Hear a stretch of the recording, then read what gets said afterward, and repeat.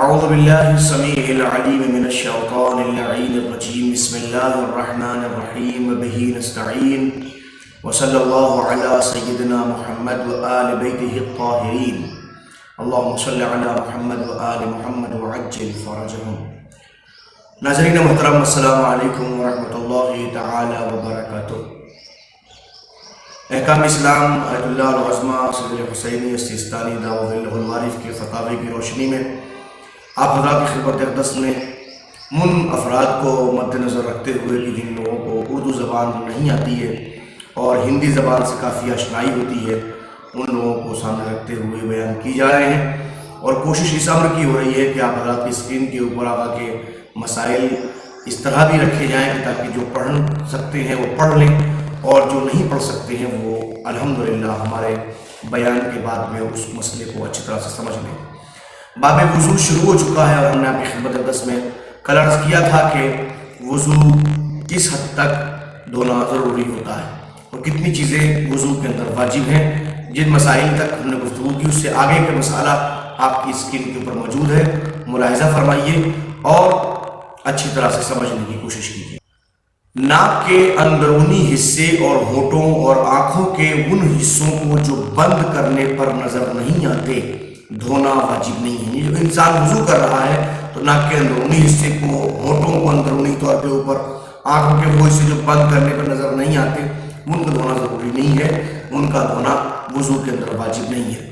لیکن اگر کسی انسان کو یہ یقین نہ ہو کہ جن جگہوں کا دھونا ضروری ہے ان میں سے کوئی جگہ باقی نہیں رہی تو واجب ہے کہ ان اجزاء کا کچھ اضافی حصہ بھی دھو لے تاکہ اسے یقین ہو جائے۔ فرض کیجیے، اگر جس میں نے پہلے بھی عرض کیا تھا کہ اگر ایک انسان اپنے چہرے کو دھل رہا ہے اور کہیں پہ اس کو شک ہو رہا ہے کہ کہیں یہ دھلا ہے یا نہیں دھلا ہے، جو دھونا واجب ہے، تو اضافی چیز کو دھونا بہتر ہے تاکہ اس کو یقین ہو جائے کہ جتنا ہمیں دھونا واجب تھا اتنا ہمیں دھو لیا گیا اور باقی کچھ رہ نہیں گیا ہے۔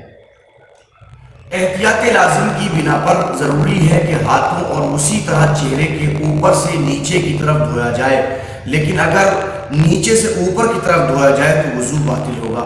یعنی کہ یہ احتیاط لازم ہے کہ انسان جب منہ دھل رہا ہو تو اوپر سے نیچے کی طرف دھلے، یعنی ہاتھ اوپر سے نیچے کی طرف آئے، نیچے سے اوپر کی طرف نہ جائے۔ بہت سے لوگ دھلنے میں کام کرتے ہیں کہ وہ اگر دھل رہے ہیں تو وہ اس طریقے سے دھلنا شروع کر دیتے ہیں، تو جب اوپر سے نیچے آنا تو ٹھیک ہے، لیکن نیچے سے اوپر جاتا ہے یہ درست نہیں ہے۔ اگر کوئی ایسا کرتا تو اس کا وضو باطل ہو جائے گا۔ لہٰذا ضرورت یہ ہے کہ چہرے پہ اس طرح پانی ڈالے اور اوپر سے اس طریقے سے نیچے سے لے کے آئے، اٹھا کے ہاتھ بھی لے کے آئے، پھر اٹھا کے اوپر سے اس طرح دھل دے تاکہ کوئی حصہ، کوئی جز باقی نہ رہ جائے، اوپر سے نیچے کی طرف دھل جائے۔ ایسے ہی جب وہ ہاتھ دھل رہا ہو تو ہاتھ کو اس طرح سے مرد کو پہلے یہاں سے دھلنا چاہیے اور آرام سے یہاں تک دھلنا چاہیے۔ ایسے خاتون کو پہلے یہاں سے اندر پانی ڈال کے اس طرح دھلنا چاہیے، اس طریقے سے لے کے آنا چاہیے۔ بہت سے لوگ دھلتے تو یہی تک لے کے آتے ہیں، اس طرح کرتے ہیں چونکہ یہ دھلا ہوتا ہے، یہ کرنا درست نہیں ہے۔ آپ یہاں سے دھوئیے، کونی سے لے کر اور ہاتھ کی انگلیوں تک مکمل طور پہ دھوئیے۔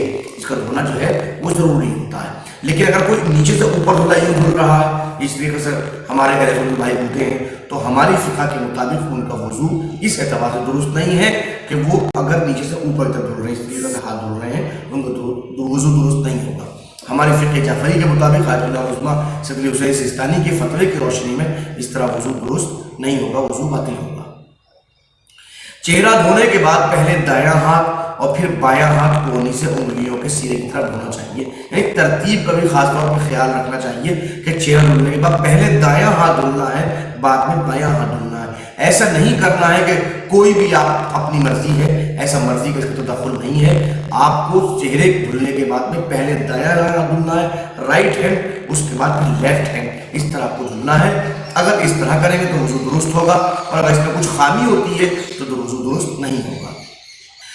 اگر انسان کو یقین نہ ہو کہ کوہنی کی وہ پوری طرح دھو لیا ہے تو یقین کرنے کے لیے کوہنی سے اوپر کا کچھ حصہ بھی دھلنا ضروری ہے۔ جیسے کہ میں نے پہلے بھی کہا تھا، اگر کوئی انسان دھل رہا ہے تو کوہنی سے دھلنا ہے اور انگلیوں کے پوروں تک دھلنا ہے۔ لیکن اگر یہ یقین نہیں ہو رہا ہے، یہ شک پیدا ہو رہا ہے کہ بھائی کوہنی دھلی ہے، تو ادھر تھوڑا سا اوپر سے دھل لیجئے تاکہ یہ یقین حاصل ہو جائے کوہنی سے لے کر اور انگلیوں کے سرے تک ہم نے مکمل طور پہ دھل لیا ہے اور کوئی ایک وضو تھوڑا سا بھی باقی نہیں رہ گیا ہے۔ وضو میں چہرے اور ہاتھوں کا ایک دفعہ دھونا واجب ہے، एक मरतबा धुलना। ही बहुत गौर सुनिएगा, इसलिए कि इस मसले के अंदर अमूमन बहुत से हमारे नौजवान लड़के लड़कियां मुश्तबे हो जाते हैं, उनको समझ में नहीं आता। तो वुज़ू में चेहरे और हाथों का, चूँकि धुलना इन दो ही चीज़ों का होता है, बाकी मसा होता है, सर का मसा है, पैर का मसा है, वो तो धुलना नहीं होता है। लिहाजा यहाँ तक कि वुज़ू में चेहरे और हाथों का एक मरतबा धुलना वाजिब होता है, दूसरी मरतबा धुलना जो है मुस्तहब होता है, और तीसरी मरतबा धुलना या उससे ज़्यादा मरतबा धुलना जो है वो हराम होता है। यानी कि सिर्फ आप एक मरतबा धुलना वाजिब है, दूसरी मरतबा धोले मुस्तहब है, बेहतर है धुल लें, तीसरी मरतबा धुलना वाजिब नहीं है बल्कि हराम है। हराम का मतलब ये कहीं ना कहीं आपके वुज़ू के ऊपर इश्काल जरूर पैदा हो जाएगा। अब फौरन सवाल पैदा होता है कि एक मरतबा धुलने का मतलब क्या है? कहा एक मरतबा धोना उस वक्त मुकम्मल होगा जब वुज़ू की नियत से इतना पानी चेहरे या हाथ पर डाले कि वो पानी पूरे चेहरे या हाथ पर पहुंच जाए। यानी एक मरतबा धुलने के लिए बैठा, फर्ज कीजिए एक इंसान, यहाँ मुराद एक मरतबा धुलने में एक मरतबा चुल्लू नहीं है, एक मरतबा धुलना वाजिब है। इसका मतलब ये चाहे एक मरतबा चेहरे पर पानी डालें, 2 मरतबा डालें, 3 मरतबा डालें, 4 मरतबा डालें, जितनी मरतबा, बस शर्त ये कि धुलना होना चाहिए मुकम्मल तौर पे ऊपर।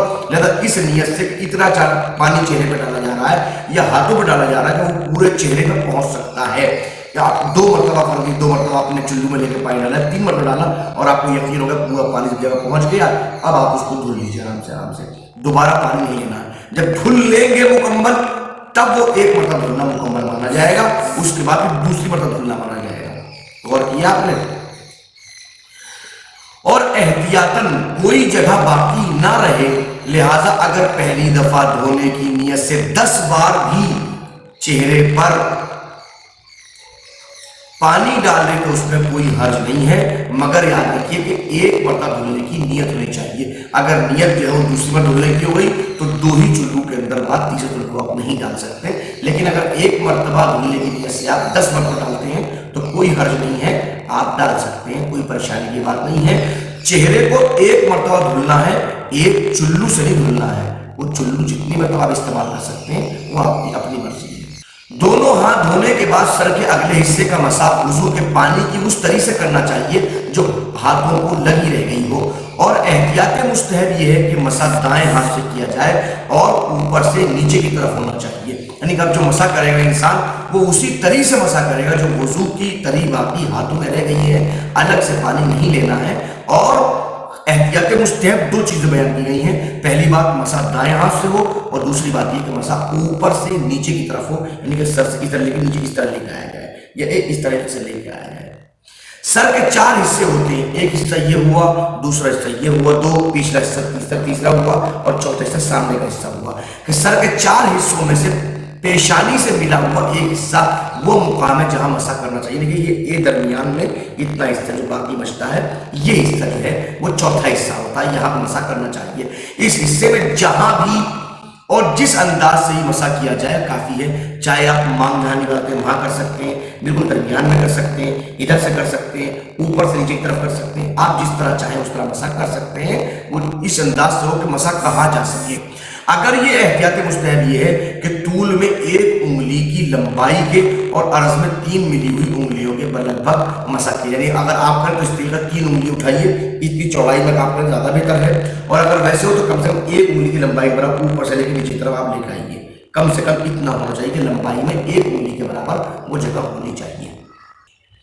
ये जरूरी नहीं है कि सर का मसा जिल्द पर किया जाए, बल्कि सर के अगले हिस्से के बालों पर भी मसा किया जा सकता है, वो दुरुस्त है। लेकिन अगर किसी के सर के बाल इतने लंबे हों कि मसलन अगर कंघा करे तो चेहरे पर आ गिरे या सर के किसी दूसरे हिस्से तक जा पहुंचे, तो जरूरी है कि पहले बालों की जड़ों में या मांग निकालकर सर की जिल्द के ऊपर मसा होना चाहिए। अगर किसी के छोटे बाल हैं तो बालों के ऊपर मसा कर सकता है, और इतने बड़े के चेहरे तक आ सकते हैं तो पहले वो मांग निकाले और उसके बाद फिर जिल्द के ऊपर वो मसा करें। उम्मीद है कि मसाइल आप हमारी खिदमत में अच्छी तरह समझ में आ रहे होंगे।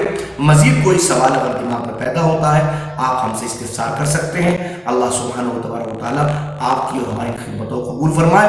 और आखिर में फिर मुल्तमिस हूँ कि आप तमाम लोग हमारे चैनल को सब्सक्राइब कीजिए, और जो लोग इन मसाइल को समझना चाहते हैं उन तक हमारे वीडियोस को सेंड कीजिए, शेयर कीजिए, ताकि वो लोग भी मसाइल दुनिया को अच्छी तरह समझ सकें। याद रखिए, एक इंसान को अच्छे रास्ते की तरफ लेके आना या उसको एक मसले की तरफ हिदायत करना بالکل ایسے ہی ہے کہ جسے آپ نے ایک گمراہ انسان کو ہدایت یافتہ کر دیا۔ اللہ سبحانہ و تعالیٰ آپ کی خدمات کو قبول فرمائے۔ والسلام علیکم ورحمۃ اللہ وبرکاتہ۔